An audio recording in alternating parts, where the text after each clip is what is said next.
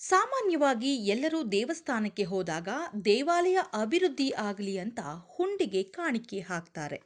ಆದರೆ ದೇವಾಲಯ ಅಭಿವೃದ್ಧಿಗೆ ಎಂದು ಸರ್ಕಾರ ಮೀಸಲಿಟ್ಟ ಲಕ್ಷ ಲಕ್ಷ ಹಣವನ್ನ ಕಾಪಾಡಬೇಕಾದ ಅಧಿಕಾರಿಯೇ ಹಣವನ್ನ ನುಂಗಿ ಜೈಲು ಪಾಲಾಗಿದ್ದಾನೆ. ಅದೇನು ಅಂತೀರಾ? ಈ ಸ್ಟೋರಿ ನೋಡಿ. ಈ ಅಧಿಕಾರಿ ಹೆಸರು ಹೇಮಂತ್ ಕುಮಾರ್ ಅಂತ.